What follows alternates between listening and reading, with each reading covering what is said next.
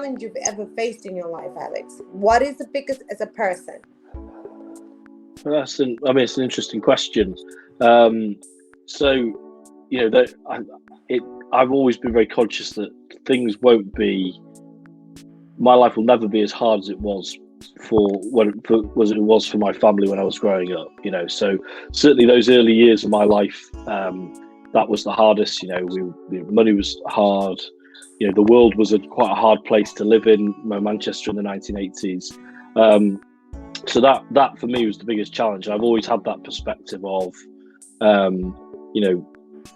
are going to be hurdles now in my life that I'm going to meet, but none of them will. That was a real problem. Most of the problems I have now today aren't really problems in that sense. That was real problems. So it was that really. That's the toughest thing really I've had to address. Okay. Welcome everybody to Shifting Your Mindset with Mutsa. This is a show where we bring nothing but positivity. I hope you all had a beautiful week that's filled with love and light. So today I am super excited because it's one of the milestones of what we have always aspired, what we've always aspired for the show is to get us to a place where we actually bring in people that make the changes in society, and we share the journey with them. We share our views. It's nothing but positivity. We come together and we bring in things that will improve, uplift communities and empower the young people. So I have my guest today who is waiting. I'm very humbled because he's a very busy man, but he made time for us. Thanks, Hello, Mutsa. Alex. Really excited to be here. I'm excited that you're here too. I'm really, really excited that you're here as well. So what I always tell my guests, so today I want to get to know Alex, nothing political. That's fine by me. I don't know. Yeah. Yeah, so I know you're very, very easygoing, regardless, you're a very easygoing person, and you take on anything that's thrown at you. But I want people to know who you are today, where you've been, where you've come from, what makes you tick, what makes you smile. All your pictures, you're always smiling. Yeah. So introduce yourself. Oh, cool. Well, look, I'm Alex Norris. I'm Member of Parliament for what we call Nottingham North. So it's kind of the north and west of the city of Nottingham. I'm also the Shadow Public Health Minister. So I speak for the opposition on matters relating to health and happiness, which is something I'm really interested in. So, yeah, really lucky and privileged role to have, and try and spread as much joy as possible and try and do the best job I can, really. I like how you've summarized yourself there, Alex, but this is not how it works on the show. Oh, I'm sorry. I thought you wanted me to introduce myself. Oh, well, there you go. I know. I like that. That's the formal way of how you usually introduce yourself. Well, yeah. I would like to know who Alex is. Like, where were you born? What was it like growing up? What were your dreams? And then, I'll take it from there. So I was born in Manchester in the mid 1980s. My family still live in Manchester. My mum, my sister. Mine was a pretty similar childhood to a lot of people who live near me in Nottingham, and a lot of people who lived near me where I lived in Manchester. My father died when I was a small child, so it was my mum, me, and my sister were a little trio, and that's how we lived our life. And that's where a lot of my views and a lot of my experience comes from, that childhood and my growing up. And then I came to Nottingham for university, be 18 years ago now, and fell in love with the city, and I've been here ever since. So that's my journey so far. Wow, amazing. Do you know what? You've actually surprised me. Because a lot of times I think there's an assumption, for political people, there's always an assumption that, you went to Oxford, you went to Cambridge, you grew up, within the elite families, and there you go. But you are actually a person that was raised by a single mom, which is something, again, that comes, from dogma. And here you are. What we do here on Shifting Your Mindset is try and break the stigmas around so many things. And you are the perfect example of somebody that was raised by a strong woman on her own, and here you are, you know, leading. What was it like being raised by a single mom? Yeah, I mean, it was hard for us growing up. I mean, I look back with a lot of fondness of my childhood, but I remember how hard it was. And, you know, to grow up obviously in a single parent household, a low income household, a household where, you know, like many others, benefits have been part of that. You know, that was my existence. And obviously, a lot of people that I deal with in my day to day life, that's their life now. So, you know, I feel I can come at that from a non judgmental and quite an empathetic place to understand what life's like, but also and I'm very, you know, very keen about this, that you're not defined by your past or your experiences. They're a part of you. But, you know, I then had a lot of choices between that point and this point, and happily, I think I made good choices. I was really well supported by my family in that as well, and that's how I ended where I am today. So I'm, you know, as I say, I'm very, very proud of my upbringing. I wouldn't change, you know, of course, I wouldn't have wanted my father to have died, but beyond that, I wouldn't have changed anything really about it, hard though it was, because I think that's made me who I am today. And that's made me better for it. So, you know, I'm really proud too of what I've been able to achieve since then, and hopefully more to be done in the future. That's powerful, Alex. That is powerful, because right there you've given us a shift where you have clearly said, you know, you are never ever defined by your circumstances. And I think, you know, the fact that I have people outside the UK listening into the show. Great. So can you define a bit more when you say, you know, you grew up in a household with benefits? Because I want people to understand. Can I please just go into detail about, when you say you were raised in the benefit system, what exactly is the benefit system? Well, something I'm very proud of in this country. And I think one of the signs in which we kind of show that we are a developed nation and a prosperous nation is that we have, you know, what you call a social security system or a benefit system that basically says to each person in this country, you know, if you fall on hard times, either, you know, you're not in work and you can't find work, or you live with a disability, or in our case, you have income, but your income needs to be supported because it's low, then the benefit system's there to protect you and to be there for you. And that, as I say, was life for me in my childhood. And again, there's a lot of stigma there around that. But, you know, that for us, it was just, that was how it was. My mum was still working 2 jobs. She was working hard, but, you know, we were still on low income and we should be supported. And that's, you know, that's not my life now, but I still feel strongly for those who that is their life, that should be the case too. And as I say, I think that's one of the, certainly when you're one of the wealthy nations like we are here in Britain, I think we have an obligation to each other to do that. And that's, you know, one of the ways in which we can show our British values. Absolutely. And there's a question around that, because, you know, and I'm glad that you've mentioned that, because a lot of people, when they hear about the benefit system, there is a lot of perception that, you know, people that are on benefits are lazy. Or, and here you are, you're saying your mom actually worked 2 jobs. Yeah. Two jobs. Yeah, well, Still not absolutely. enough. And no, and I, you know, and I got very much my work ethic from that. But again, you know, the vast majority of people in this country on benefits are working.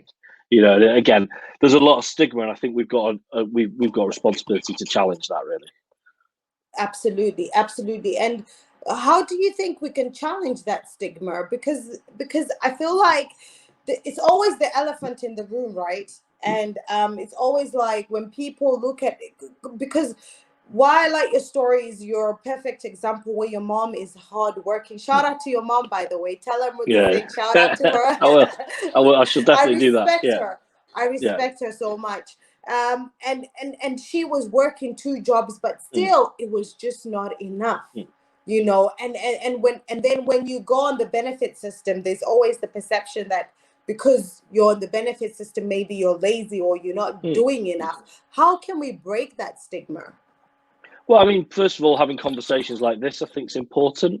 I always think that, you know, treating everybody in the same manner as you treat, you know, whether or not that's their life now, or whether or not they're, you know, the king of the country, that in general, treating people the same and with the same outlook, I think, is the first part of doing that, to show that I don't think, you know, I've got a very privileged position, a very privileged role, a high profile role. People are always very interested in it.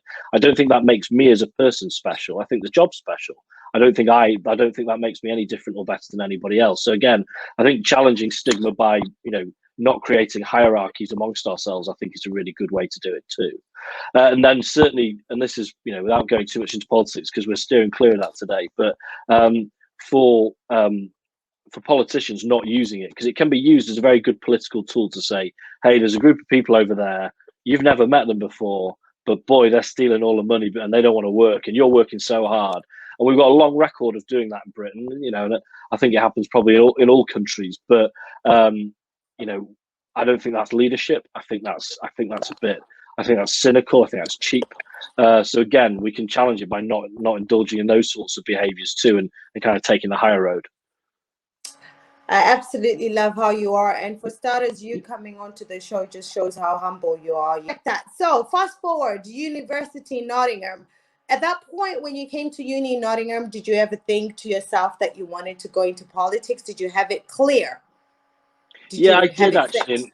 Yeah, I kind of knew, certainly by the time I got to university, I was doing a politics degree. I mean, I probably skipped over quite an important step in there. So my life changed when I was 11 years old. I took an entrance exam and got a free place to a very, very good school in Manchester, the best school in Manchester. And that exposed me to a lot of people. It was a fee-paying school. I wasn't paying fees, but most of the boys there were. And it was a wonderful thing for my education because the quality of the education was fantastic. And it pushed me onto a path towards university that traditionally people in my family hadn't gone on to. But it also kind of showed me how different life was for other people too. So it gave me a sense of sort of social justice from that. So by the time I'd got to uni, I kind of, I've always felt I got that wonderful opportunity, but there were lots and lots of other children, in my class at primary school, say, who didn't get that opportunity. And I felt that they deserve the best too. Just because you're academically bright at the age of 11, I don't think you should get a better chance than someone who wouldn't have done as well in the test. So that the sort of my way of demonstrating that was to do well at school and then to try and use my education to help other people. And that to me was, okay, you need to get in. It's going to be in politics where those decisions are made. I'd be lying if I said, I definitely knew that I wanted to be a member of parliament. I just wanted to be in something where I could make a difference in the community, help families like mine and people who were going through the same things that we'd gone through. And so I kind of had quite a big sense of that from an early age. And then certainly when I got to uni, I messed around for a year. And then after that, I got serious. I want to, first of all, I want to say, you keep surprising me. You keep surprising me in so many ways, because though when the opportunity came, you still didn't forget where you came from. Yeah. You still said, I've got an opportunity, and you had exposure to a lot of things and you used it to, to pave the way for other people. I commend that, because not a lot of people think like that. And I'm really glad we have this conversation, because you're opening up a different dynamic for the young boy that is sitting somewhere, in a council estate, or sitting somewhere with, with a family that's on benefits, that it can be done, But I want to ask you something that's, that you've just said in passing, but I picked it up. I'm listening. You messed around in the first year. What do you mean when you say you messed around in the first year of uni? Well, I'd been frankly to an all boys school for 7 years. I got to university. Suddenly there were a lot more of life's experiences open to me, whether that's going out partying, whether that was meeting girls, whatever it was. And that certainly for the first year, that seemed like that was the priority for me. Your first year at university, I mean, I didn't know till I got there, but it doesn't count towards your final grade. So you kind of have to pass it, but that was about it. So I lived a life, had a great time, and that time was what I wanted to do. Conversations, and people are actually understanding that you're a normal human being, and you went through these days they have a saying called you only live once, YOLO they call it.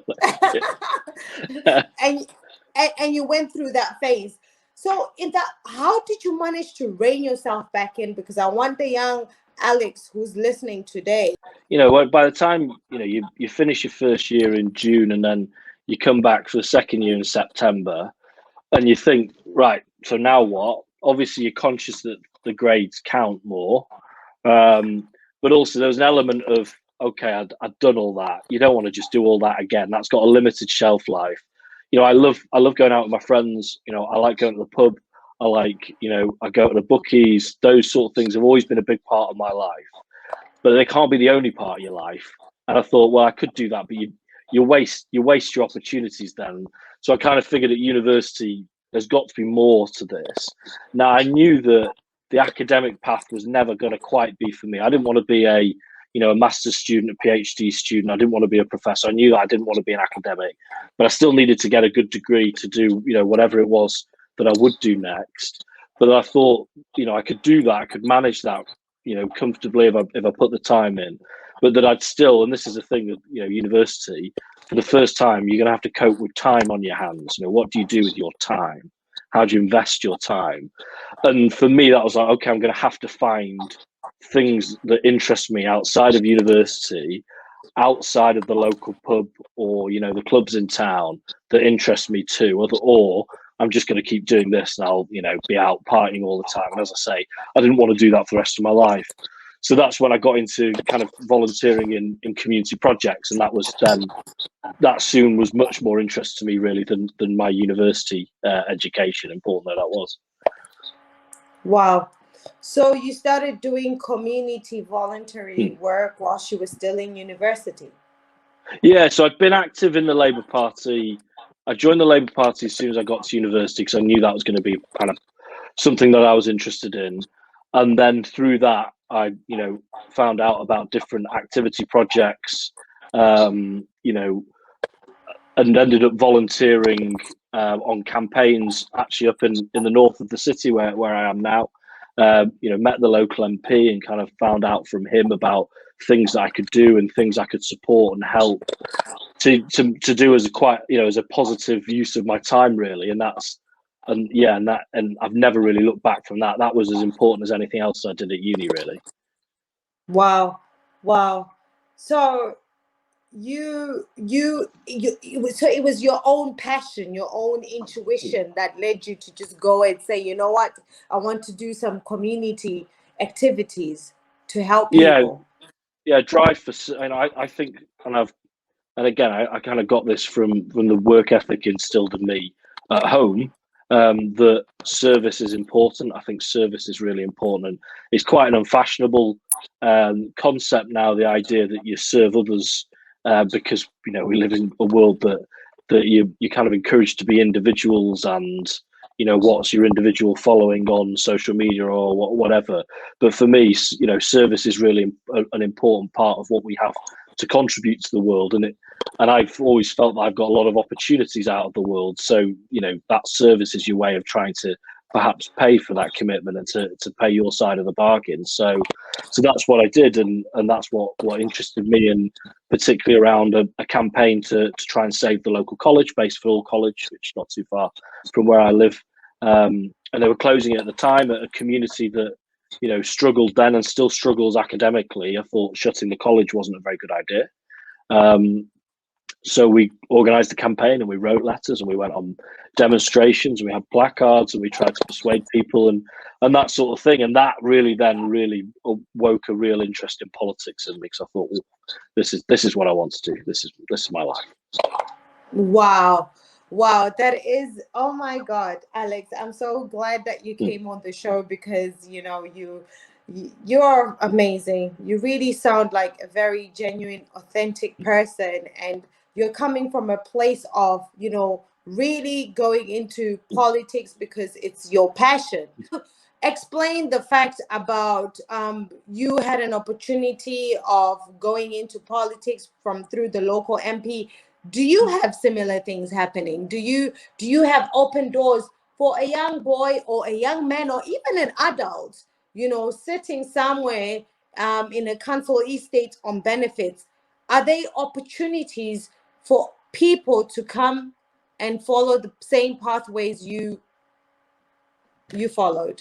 Yeah, I think I feel very strongly about wanting to provide similar chances.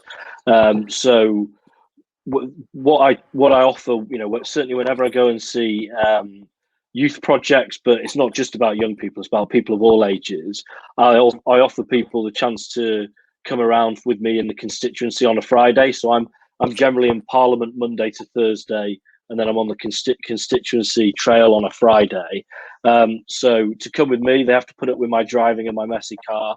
They might have to take the photos and stuff, but just to have a taste of the sort of things that I do, or people like me do.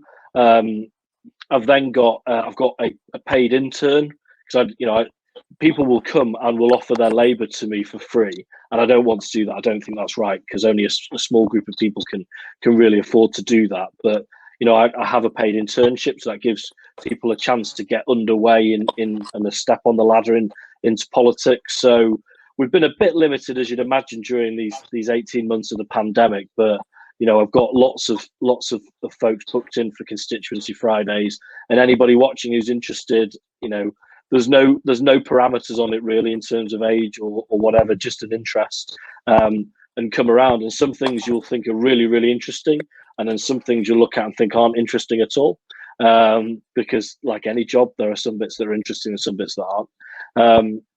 But yes, I like to have folks come around with me and to have a see what it's like. And yeah, they tend to enjoy it, I think.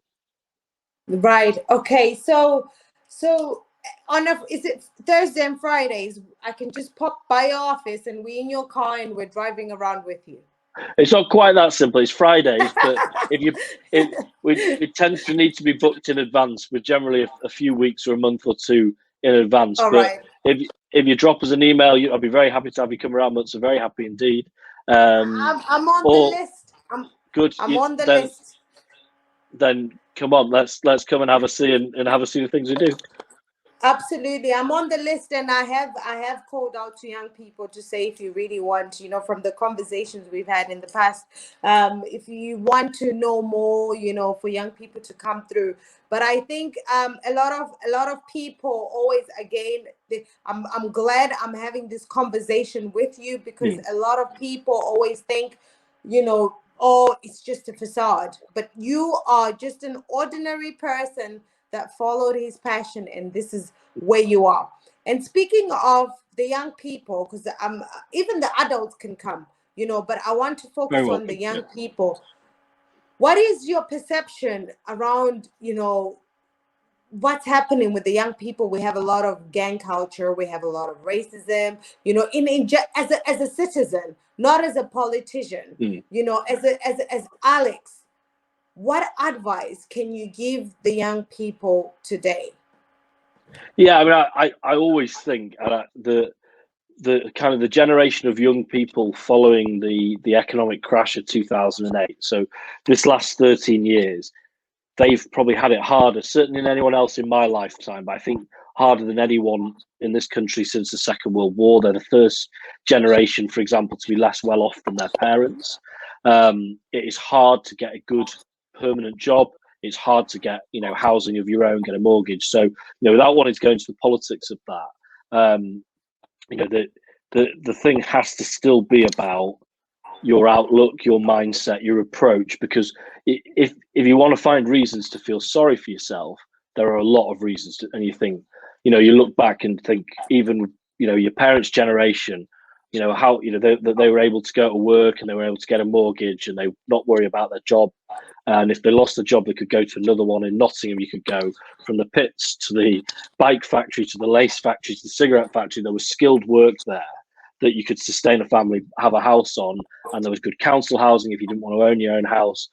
But if you do just hide behind that, even though you are getting a bad deal, then you won't be able to change things at all. So there has to be a here and now about investing in yourself, in your education. Your education is always the best tools you have in your armory. And this is one of the reasons why I'm keen, particularly for younger people, to come and follow me around for a day, even for a week during the recess times when I'm back for longer periods, because that's something for the CV. So that's, again, something to help you stand out with employers or with college or with university or whatever your life is going to take. So there's something about about having a little bit of breadth outside the classroom. And then the thing I always worry about is that, 'cause social media is a really powerful tool, and you can find out what's happening across this other side of the world at the drop of a hat, but also can give you this false picture of what the world is like and that people are all having this wonderful time.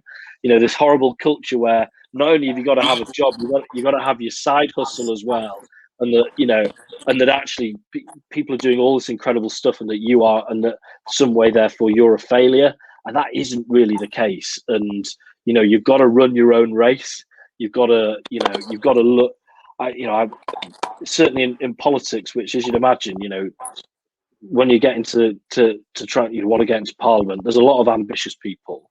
There's people sometimes that you think maybe that you've got more ability than, that do better than you and go ahead of you, and you have to learn to be happy for that, because you think, well, maybe I'll be next, rather than be kind of jealous of it. And as I say, just try and run your own race, because as long as you've got a sense of where you want to get to, as long as you're doing the work to get there, then it will come off. And maybe not as quickly as you might like, and maybe it might be a bit of a windy route rather than a straight one. But in general, I think you will get there, and you'll have, be contented, be fulfilled. But you've got to try and keep the blinkers on a little bit, so that you don't get your head turned by this other stuff that I think gives a very false view of life. That I don't think, certainly not very good for mental health. Absolutely. Hold the thought on mental health, because I was just in a mental health workshop for the BAME communities just before this interview. So I'll come back to that aspect around that. But I wanted to find out, so after uni, did you just go straight into being an MP? I know I didn't say politics, but politics make you. So I'm going to have to, a little bit, I'm not going to go into the details of politics, but did you just go straight into being an MP? No. So the first thing, my kind of ambition was, leaving university. I felt then, I strongly feel now, and as I say, I won't get into the reasons why, because that's not why we're here today. But I want a Labour government. More than me being in Parliament, I'm interested in Labour being in government. So I got a job for the Labour Party, organising campaigns locally. So I did that for a couple of years, which I enjoyed. I then stood for the council in Nottingham, and I was a member of the council for 6 years. And alongside that, I worked for a trade union called Unison. And again, because of my campaigns background, and I didn't think this at the time, but it led naturally, that this is an organisation that campaigns. They campaign. In my case, I was working with nurses, particularly ones in the mental health services. And that's a very campaignsy job, whether that's around pay, whether that's around safety, whether that's around levels of care for people suffering with poor mental health. So my campaign skills made me, employable for Unison. So I did those two things together. So Unison by day and kind of the council by night. And then 2017, so 4 years ago, my predecessor, who was actually the guy that I'd met at university and who'd given me those voluntary opportunities, he was retiring, and the Labour Party wanted a new candidate, hopefully to be elected MP. It was in the election that wasn't supposed to happen, the Theresa May one, so it was very short notice. And then the party chose me to be the candidate, and then I was in Parliament 7 weeks later, so it all happened very quickly there. So that would be just over 4 years ago. Well, 4 and a bit years ago now. Wow! So it was fate, though. It's one of those things that if you wrote it down, yeah, you'd think, wow, that was really well planned. But I also remember a lot of along the ways, thinking this. I knew my final ambition was to get to Parliament. I really loved the council. I'd have been very happy, to be on the council for my career. I had aspirations to be the leader of the council, and that's what I thought. I thought, Parliament's probably not going to happen. It's very competitive. Lots of very talented people not going to get there. So it wasn't as planned as it sounded. And I had a number of kind of well-timed breaks that helped me there, and people who helped me. So a big, whether you want to call it fate or whether you want to call it luck, a big slice of either. Which one do you believe in, fate or luck?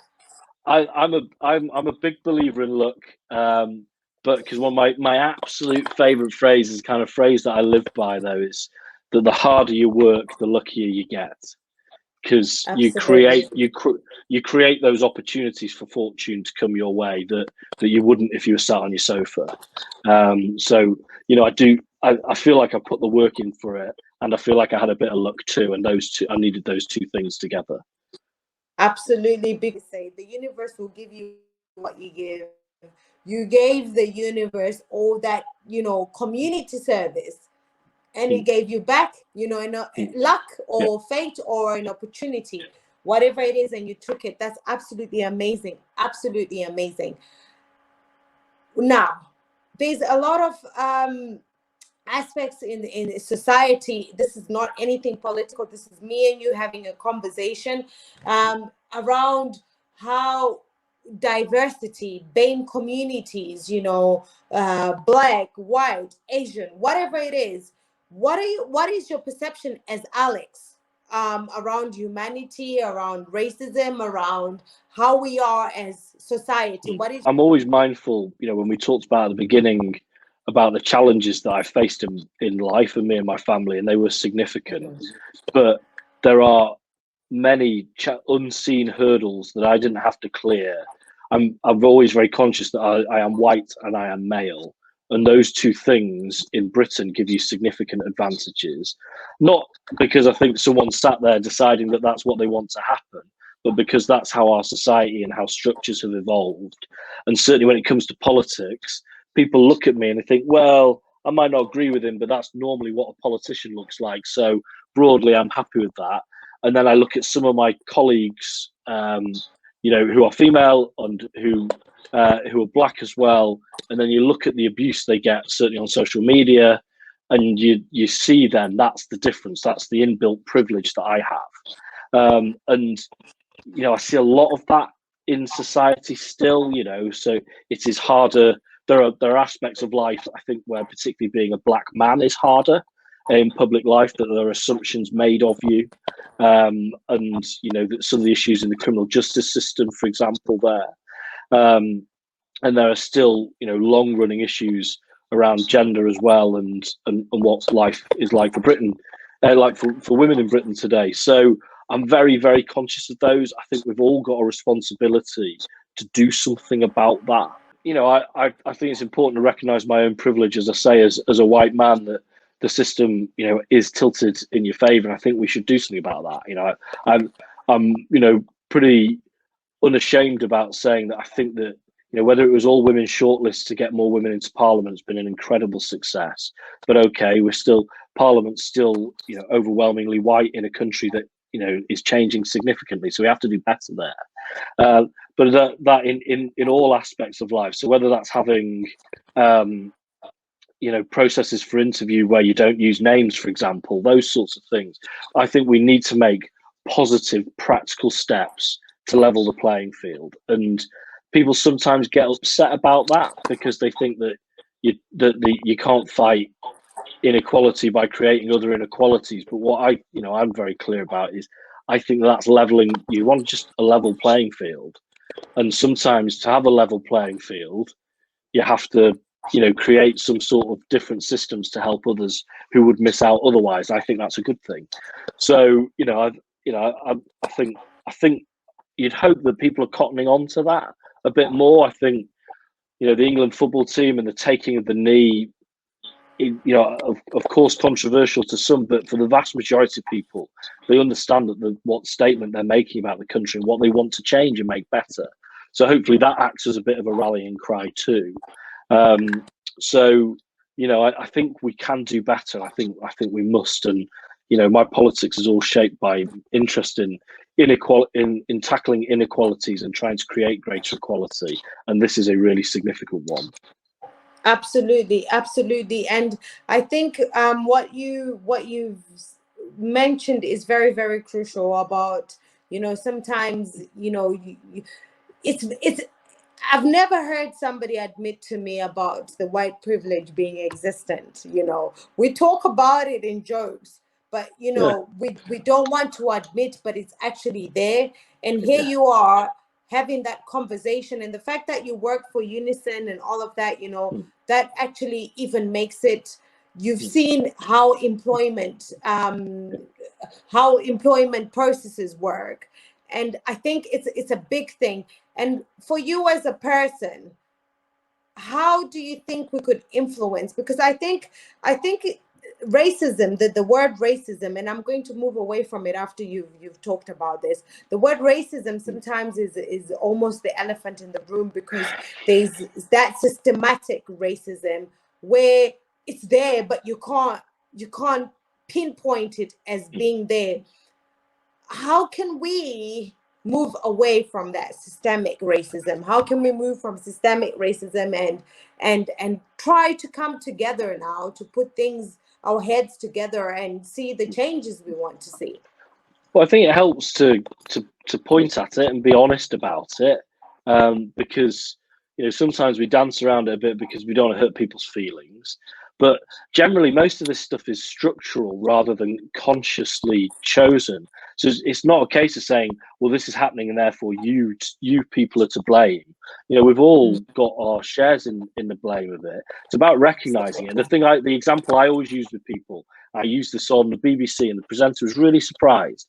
So we were talking about unconscious and conscious bias training, and the government saying, civil service staff don't need to have unconscious bias training. And I said that I felt that they did. And the presenter said, well, why? How do you know that it would be effective? And I said, well, it worked for me. I found it effective for me. And she said, again, kind of, wanting to almost make a bit of a joke of it, say, why, what biases do you have? And I said, we all have them. The reality is, if I was hiring for a job tomorrow and I had candidates in front of me, I am more likely to hire someone who's like me. I'm more likely to hire someone who's got an accent like mine. I'm more likely to hire a northern person. More like, if I saw someone on the CV, without wanting to make too light of it, as a Manchester City fan, you instantly create a connection.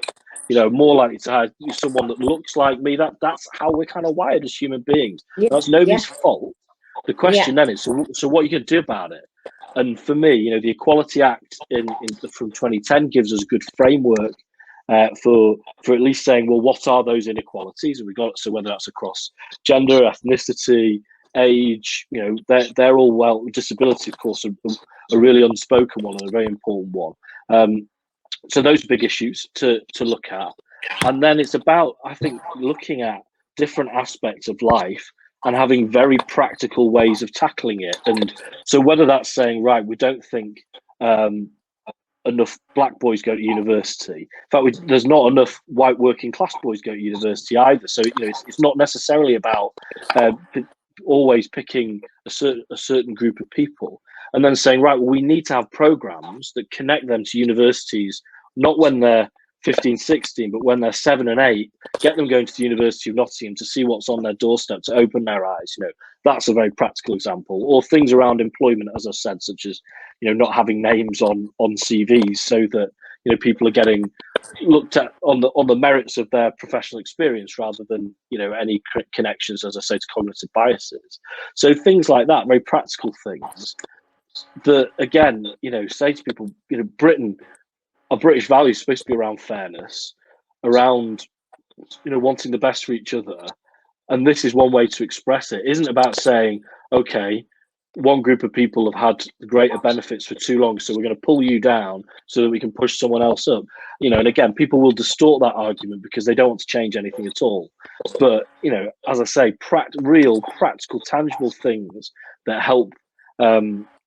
Will help tackle those disparities. I think those are great things. I think we should embrace them. So, I certainly speak up for those. Absolutely, absolutely. And what you're saying is, we are having here an open conversation, and what you've told the truth. You've told the truth about. In your head, we're wired. We, as human beings, we often run to things that seem like a safe zone to us, things that we can relate to, not because we want to, but subconsciously we do it. And I think that's one of the issues around racism, around discrimination, inequality. Sometimes people don't consciously actually know that they're being unequal to other people. There are bad people in the world that know, but some people don't actually know, and this is why we need to encourage more of these conversations. We need to have a talk. I'm here, an African young woman, and you're there, an English young man, and we're having a conversation, and we're meet in the middle to come up with solutions. So I'm absolutely behind that. Do you, as a person, have any programs, okay, in your job, because you are a politician, I can't run away from it. Do you have any programs at hand that are there for people, if people want to access programs or support to help with these kind of issues at the moment? Yeah, I mean, so a little thing. So when I hire for my office, we have a budget for a small team. I don't hire on my own. I hire with a range of people so that we can try and weave out some of our mutual biases. I know the council are very keen and are developing a program around Black leadership. So to find that generation of people in Nottingham who want to do more, that traditionally haven't been chief constable or chief executive of the council or chief executive of the hospital trust. Let's find those people, because I know for a fact within the council's organisation, within the police, within the hospital, within our teachers, we have people of great leadership talents. So what are the things that are making them hit their ceilings? And okay, you can be an outstanding teacher, but you're not a head teacher. So how can we spot that talent and give it extra development and support to come through? So again, I think that's a very practical kind of Nottingham example. And I think we need more of that sort of thing. What is it you would want the world to remember you by? Well, I mean, first thing, I'm not particularly fussed about how I'm remembered kind of personally or individually. The thing I want selfishly for myself, if there's anything, is that I love doing what I do, and I'd like to do it for a long time. I'm honest about that. But again, with a purpose in mind rather than for the sake of it. What my aspiration is, I want to live in a country, and I want to live in a region in the East Midlands, in the city in Nottingham, where what you do and what you get out of your life depends on the efforts that you put in, and that you're able to reach your potential no matter where you were born and what your parents did or anything like that. That's the thing I'm that motivates me. That's what I come to work to do every day. And that involves lots of interlocking parts. It involves the best possible schools. That involves supporting parents who perhaps are struggling. That involves having a welfare system that's supportive, but having better jobs here, so that they're jobs that are skilled jobs that have good terms and conditions that you can build a life around. And then right through the life course, obviously an excellent, national health service that we kind of take for granted a little bit, but then also social care for those adults who need it throughout their lives, and for all of us who will need it at the final parts of our lives.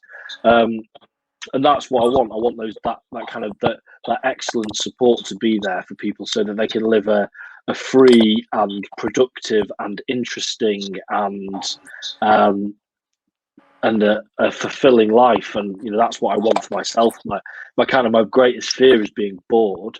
And if we take those, and if we build that thing around, I think people will have interesting lives that they enjoy. You won't always love every minute of every day. That's not how life works. But that's what I want, and that's the goal that I work in service of every day, really. Wish granted. I'll give up. I'll go and do something else then. Wish granted. Hold me to that. Your wish has been granted, Alex, and I feel like for that. this is the aspiration of, I think, any normal human being that has that emotional aspect. Not a lot of people would have it, but there are a lot of people that have it, if that makes sense. And I think it's a case of identifying people with the same ethos, people that believe in the same thing, and and bringing them up. So you've mentioned a lot. I want to focus on parents as well. You've mentioned something about parents struggling, and it's always a struggle. Do you have anything that you stand for, anything that you're doing around supporting parents that are struggling? Sometimes it's like, you know it. you know, because you walk a mile in my shoes. You've walked it. No one can tell you anything because you came from that. So you understand. And from knowing where you come from to building where you're going, is there anything that you have in place to support parents that are struggling in society and communities? Yeah, we've got something in Bulwell which I think is really brilliant, called the Family Mentors Program, through a bigger program called Small Steps, Big Changes, which is about trying to help families get off to the best start. And those family mentors are people from the community who, you know, have brought up their family here too, and they engage with people on a peer-to-peer basis to talk about some of the challenges that you have in life, whether that's, you know, your child, perhaps there, you know, discipline and behavior issues, perhaps there's issues with finances and trying to navigate your way through the system, or difficulties in your relationships. They're there to help that. I think that kind of practical support is really helpful, because a politician kind of wanging on about it in a speech not going to connect to people, but somebody saying, I've been there, I'm from here too, how can I help you? I think that's powerful. You know, you think of all the training that you do to do anything in life. You know, think of all the tuition you take to drive a car, for example. And then when it comes to having a family, there's no support at all. And even worse, you're left, and people kind of left to get on with it. And then there's an assumption that if you're not very good at it, or perhaps you're struggling a bit, then that must be because, well, there's something wrong with you. But that's not the case. You know, things are hard, certainly when you do them for the first time, certainly when you bring another life into the world. So, you know, I want to live in a world where we've got that support for people to say, you know, reach out, and, you know, and because guess what? Most of the problems that we all go through, other people have been through before, and they're standing on the other side of it now. So it's a good idea, I think, to ask them to say, well, how did you get to the other side of it? Can you help me too? So those sort of programs, I think, are really important, particularly for communities like ours, where we do have, you know, those challenges around deprivation, around aspiration as well. So I think that's really important for a community like ours. Absolutely. Absolutely. And do you do a lot of work, obviously, to engage with different organizations that are already doing things? I know you've come on the show as part of shifting your mindset, Yeah. but would you be happy to collaborate with other community organizations that are doing different things in the community and put your heads together? Yeah, I mean, I think one of the kind of really main roles of a member of parliament, certainly for those perhaps who are watching from abroad and might not quite know how things work in Britain, but is to be a community champion. Because I don't have any budget. You know, the council make the decisions on local decisions, the UK government at a national level. So for me, I like to champion those who are doing work already and support them and help them if there's any ways in which I can help them with other organisations. And then a big role in convening, so bringing together organisations and say, hey, do you know that they're doing that in Bestwood? You're doing that in Bilborough. Have you thought about, you know, collaborating on some of that work? And I think that's a really important role. So at a most basic level, if there's a project going on, if I either hear about it, I get in touch with them saying, can I meet? Or if, you know, as you did, Mutz, if you get in touch and say, here's what we're doing, what do you think? I always, you know, try to take the time to meet with them, to hear about what they're up to. And again, trying to perhaps help with some of those connections, and to if nothing else, hype them and support them, and, you know, and thank them for the work they're doing. I think that's a really important role of an MP. You know, obviously you are limited, because if we gave you the keys to the whole nation, Alex, would all be smiling, and the budget, we would all be Wouldn't that be a living, thing? would all be living happily ever after, because you know, you've definitely walked in that, but you're limited, but you are happy to come in, and you're doing different things. Like, if there are any different community organizations out there, guys, please reach out to Alex. He's there. His door is always open, and he's saying, you know, at least you'll be a voice for us. You'll be a voice for the voiceless. You know, you'll be able to go back to the House of Commons. Where I'm from in Africa, we always say it takes a village to raise a child. And when we say that, we always say, you know, it takes everybody, as society, as the community, for us to be able to see the change we want. We have to come together. And in general, What's your perception about how men are perceived in the UK, and what is it that you are doing as a person to support men in society? Yeah, I think that the changing role for men has had a significant impact, sort of culturally and individually around, over 60, 70 years, transitioning away from, sole breadwinner in the family, to now, a shared part of a relationship, and there's no doubt been, impact in that change away from skilled work to less skilled work. I think it's had a profound impact. I'm always very conscious that, so if you take a man of my age, so mid to late 30s, what's the most likely thing that's going to kill me? Well, that's suicide. And that's already telling you something about how the experience of men in this country. And it's very much when we talk about tackling inequalities, therefore, if you're gonna do something about suicide, you need to have a plan for men first. So it's not always about saying, right, men, you'll go at the back of the queue, whatever the issue is. It's about saying, well, where are the inequalities and let's tackle them. So I think, you detect that certainly in men. I often, I spend a lot of time knocking on people's doors, because that's a political thing to do. And, you see a lot of different faces come back over the years. Look, it's a very interesting way to connect with people. And there's a lot, certainly men of a certain age often get a lot of hostility back. They're very angry at politics. They're angry at my party. That's, again, a story for a different day, but angry at politics and angry at the world itself. So there's clearly something there too about helping and dealing with mental health issues and tackling isolation, which I particularly worry about in men. It sometimes feels like women build networks better than we do. So for one of the projects we've got, and it's only a little one, but something we started just before COVID, and we've kind of kept it going too, is our men's shed project. Bulwell Forest Community Garden, so just out my window here, and basically that idea of let's get you out of the house, let's get you talking to other people of similar interests, and then let's do things, because we know that men like making things, men like fixing things. So you then say, okay, well, hang on a minute, we've got these bird boxes, say, for the community garden. Could you put it together for us? And that is great, and everybody wins from that. And I think, again, it's those practical things to say, okay, we've got an issue here, and we could talk about it. We can read academic studies about it, and that's very important. But why don't we do something about it alongside it too, and get out there and try and get people out of the house? Another one, we do community dog walking. Again, to say, you love your dog, rather than just yourself, why don't you come with a couple of other people as well? So that's what I worry about. Certainly, most of men is that isolation and that disconnection from others. So let's get people back together as much as possible. That's got to be the best thing.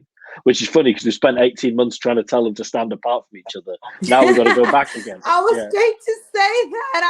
I was going to say, hey, we've been told to social distance. But COVID has had an impact, and that's the reality of things. Like, part of us is shifting your mindset. One of the things that prompted our objectives is COVID hit hard. It hit hard on everybody, from the baby to the elderly. It hit hard for everybody mentally. Mental health is a key issue. And just before I came on to the show, like I said, I was in a workshop. I was delivering a workshop for how to encourage mental health conversations within the BAME communities, because there's a lot of stigma. And I understand that there's a lot of stigma, not even just in the BAME communities. There's a lot of stigma in general. People deem mental health as being weak. People see mental health as, what are you talking about? It's non-existent. What is your perception around mental health?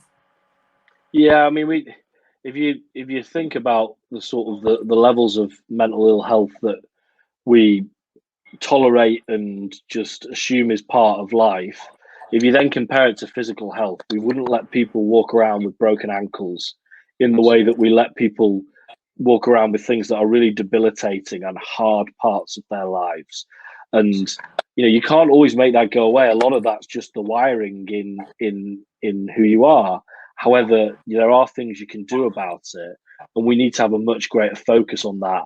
It starts with child and adolescence, because so much of our mental well-being starts in that early ages, and at the moment mental health services for those are very hard to get into indeed. And then throughout life we don't put enough into it, and to some extent it's going to be, and for some people it'll be clinical interventions. There are some things that might involve prescription or whatever, and others want to get more people into talking therapies, because those are very good ways of helping people understand what's happening and perhaps find coping mechanisms.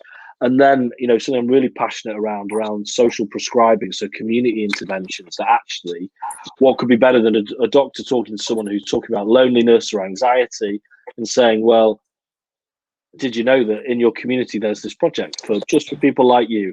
And actually, when you get there, you're probably not going to talk much about those things, but what you're going to do is just talk to people about the work, life, and anything you want to talk about. You'll have a cup of tea, you might do some kind of practical things too. We think you really enjoy it. So those sort of things need to be there. And as I say, if people have the legs hanging off, we'd be saying, we need to sort this straight away. But we let people go and really suffer and really have to cope under really hard circumstances. We don't do enough for them. So, I'm hoping that people will look back, in 60, 100 years' time and think that this was the last generation for whom that was the case, and that actually we made really big strides across the 21st century. Absolutely, absolutely. But one of the key things that came out of this conversation, and I really want to get your thoughts around it, was the BAME community. We're having conversations regarding how obviously we've come into a society that's different, and there are different social cultural aspects that we have that sometimes are deemed as mental health, but they're part of those cultural aspects. How do you think we can meet in the middle ground to be able to tackle those? Sometimes people are being sectioned because they're deemed to be incapacity because they've simply followed their religion, or they simply followed their coping mechanism. Yeah, I mean, it's interesting. I think a big part of that is having a workforce across health and social care, but also in community roles that certainly things like the police that might come into contact with people that they think are in crisis or in difficult moments, that better reflect and culturally reflect the communities that they serve. Now, in the NHS that's true, but in the police we've got to do an awful lot more for that to be true. But then more broadly than that, because it's not as simple as saying, well, if you had a black police officer attending that black person, then everything will be fine, because actually someone who's born and lived in this country would have similar experiences to me, and perhaps someone if they're working with someone who's perhaps only been here for a small amount of time might not understand the cultural difference. Absolutely. So then you've got to do training, so that all staff have that real understanding of different cultures and different norms, and there are some norms that are just British norms, and there are some things you can and can't do, and that of course that's what we ask the police, to enforce that rule of law. But then there will be things that is just a cultural difference, and actually that person doesn't need sectioning as you mentioned at all. So again, it's about seeing that risk and that inequality and wanting to do something about it, and therefore then the thing that flows from that is greater training, but you've got to get up and want to do something about that. Absolutely. And then it goes back to one of the big things we advocate for as an organization, is that social and cultural inclusion. What's your perception on getting, understanding people's different cultures? Because I think the much of where racism stems from, much of all this inequality, the hostility and everything that's happening in the world, is because people don't take time to understand people's different cultures and backgrounds, and people look at people and they have a different perception of them. What are your thoughts around us, building up that social and cultural inclusion? Well, it starts with saying that difference is good. All of us are different. We are, as a developed species, very, very. We all have the things that we like and we don't like, and we all are slightly different. There's no single shape or size, but we have broader cultures that help us understand a little bit more the world and where people are coming from. but the world would be really boring if we all liked the same things and if we all talked the same way. So first of all, I always think we have to talk about it positively. So I Mm-hmm. don't really like the phrase tolerance, but you kind of have to use it because people understand what you mean by it. But I don't really want people to tolerate the things that are different. You might not always want to celebrate it or be part of it, and if a certain food is not for you, then it's not for you.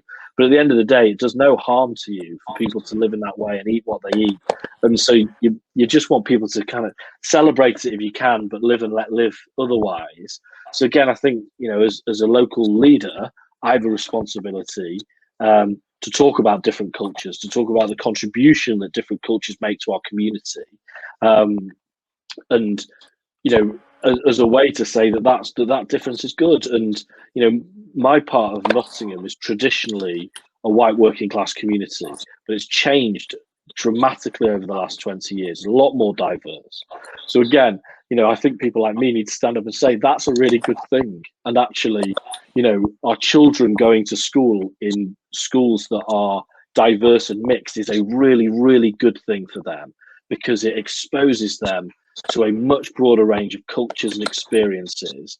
And fantastic that, because and we know that from the scientific studies that helps develop empathy, because you more naturally put yourself in other people's shoes.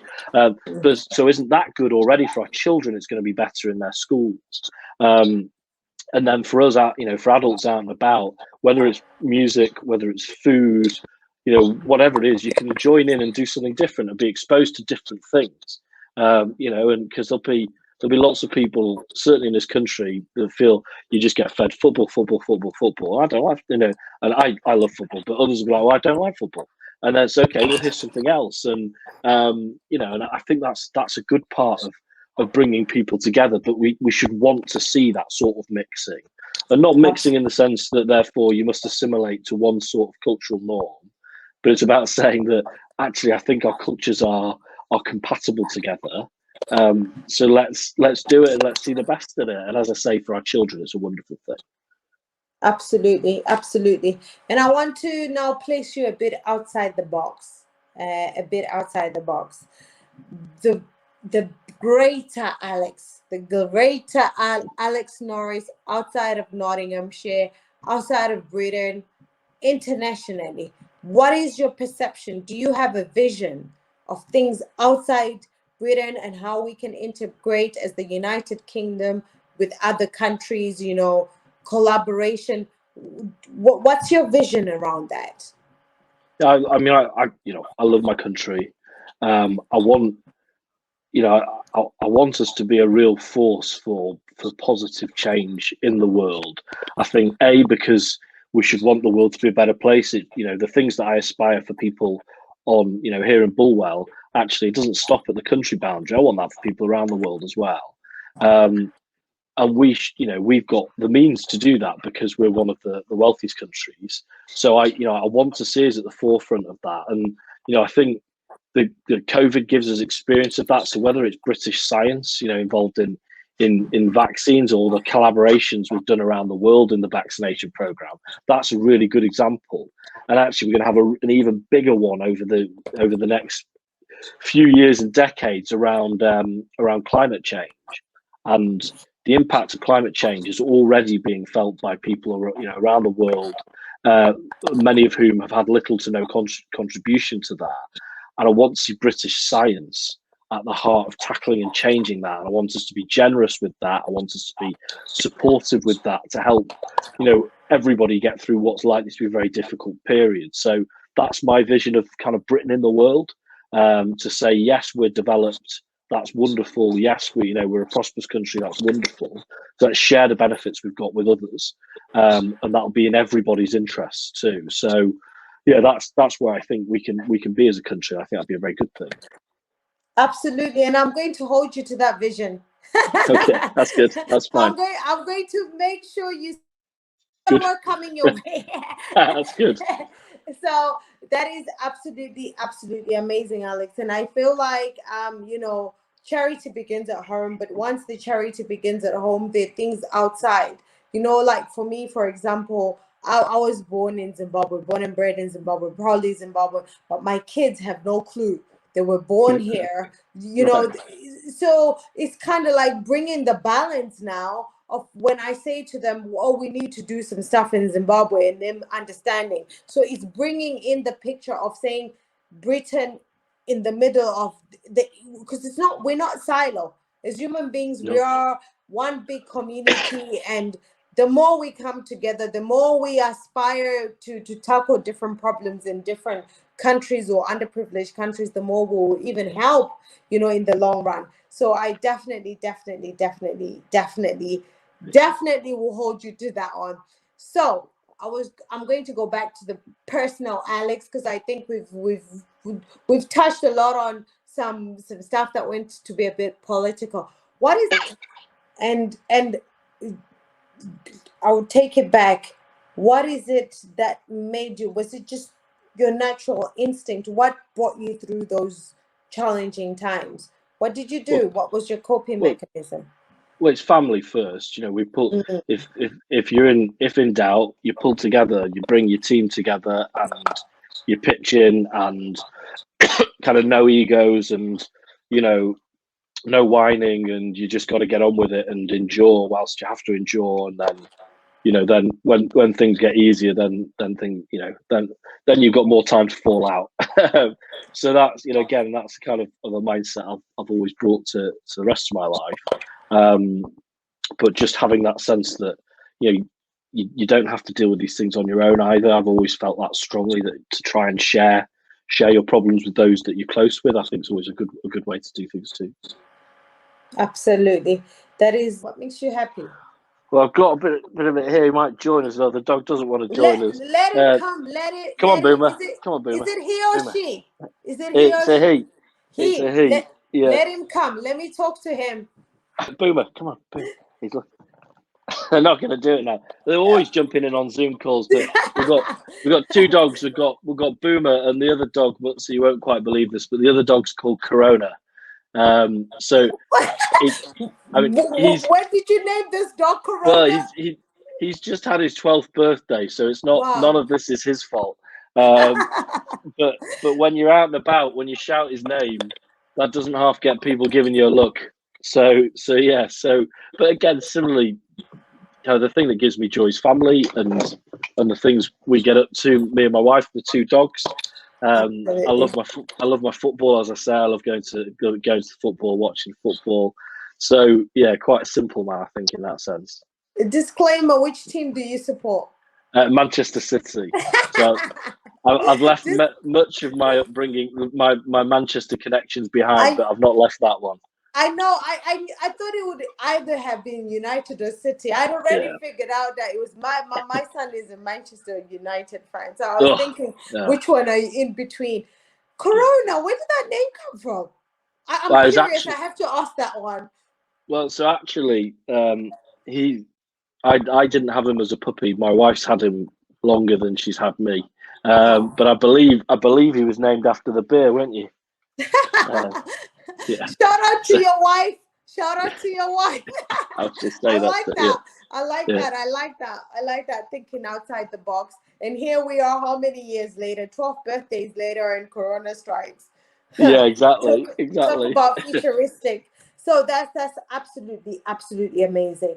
Now, the shift, the key thing. I'm not going to keep you for long because I know you're a very, very busy man. What are the final words that you want to share with the world today, Alex? Well, the message I think I'll leave you with is the one that I say at kind of every school I go to, school or college. But certainly, you know, there'll be people watching that this will be probably the most kind of in-depth engagement they've had with an MP, and certainly when I go to see the kids at school, that's the closest access they've had. That the thing I do in the office that I hold, and I'm one of a dozen people to hold it, and there'll be a dozen people who come after me hold it. That job's very special, very important one, but that doesn't make me a particularly special or any more important as a human being. And the key thing in that is that I'm not a super person, and that when they see politics on the telly and the 650 of us down there in Parliament, we're not a group of people who've just come from a different planet. there'll be a very wide range of experiences and that people have been through, but there's absolutely no reason why that child in Bulwell cannot do that if that's what they want to do, and if they work hard at school, if they try and have a diverse range of interests after school, and if they commit to the goal and they make the sacrifices, then that's absolutely perfectly attainable to kids at every school I go to see. And yes, that's true about being an MP, but it's also true about all sorts of other professions. And so if they're sat there thinking, well, actually, I don't really know anyone who's a doctor, I wonder who becomes doctors, it's probably not me. Well, actually, they do. Absolutely, you can be. And that, for me, is the message that I kind of try and say as far and wide to everybody I meet in the constituency, is that I want more people from our community to go and reach their potential, to reach their dreams. And for some, it might be an MP. For others, it might be, I don't know, Premier League footballer. There's all sorts of things. For some, it might be that I want to have a nice house, I want to have a loving marriage, and I want to have 3 children. There's no right or wrong goals, and I strongly believe that happiness is best defined when it's seen as success on terms that you set for yourself. But what I want is as many people to reach that happiness stage, and I think we can do that. And as I say, it's not about looking at people who are filling those roles and think, well, I can't do that because it's people like me don't do that. Well, actually, you can. And that's the message I try and kind of strongly convey as much as possible to people locally.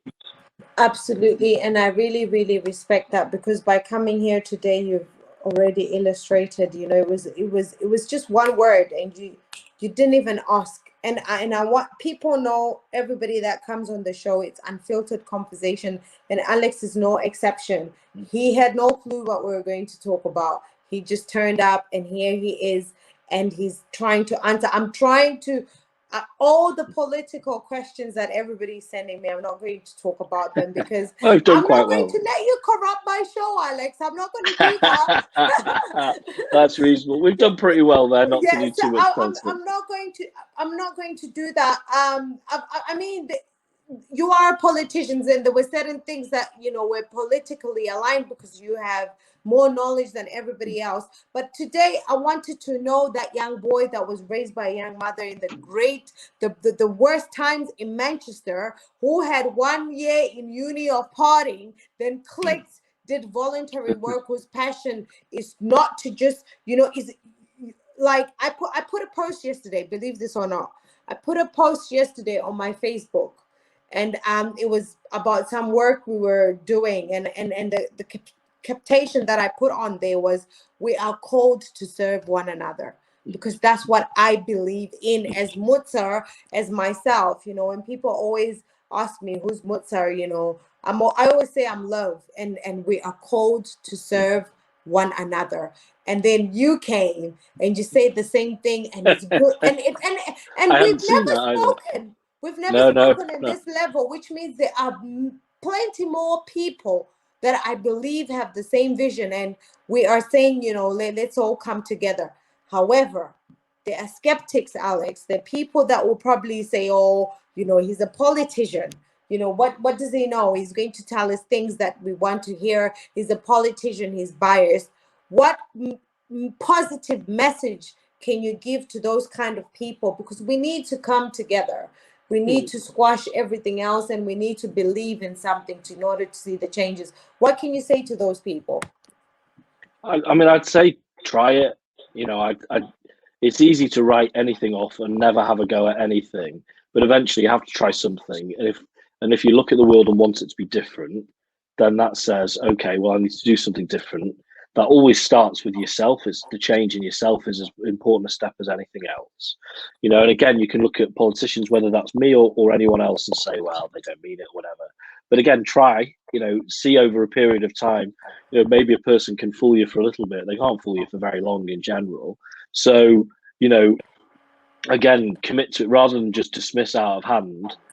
Take a risk, try believing in something and a greater idea, and try and commit to that. And if it doesn't work, then you'll get something out of it, but otherwise you can go and do something else. But what I'd hate to think is people just committing to cynicism and just writing off that things could never be better, because that would seem to me to be the worst of all outcomes. So even if it's just, that whole story of the starfish on the beach, even if it's just putting that one starfish back, well, it's better for that one starfish. So let's go and let's do it one at a time, and let's just try. Alex, you have been amazing. I'm truly, truly humbled. I'm not going to take anything more, anything less. Try it. You have inspired people internationally today. And the fact for me, knowing that you're just like all of us, you know what I mean? You didn't have things laid down to you on the table. You're just a normal, ordinary person, and you've emphasized it in so many ways, different ways, that please, when you see Alex Norris, he's just an ordinary human being, and his doors are always open to everybody that is positive. He's always got an ear to listen. He's always got the different projects. Just go with your project, see where it aligns, and I'm sure Alex has something to do with that. Alex, it's been amazing having you on the show. Absolutely Cheers, amazing. Say hi to. I need a drink. I need a Corona with Corona. I will say that. He's given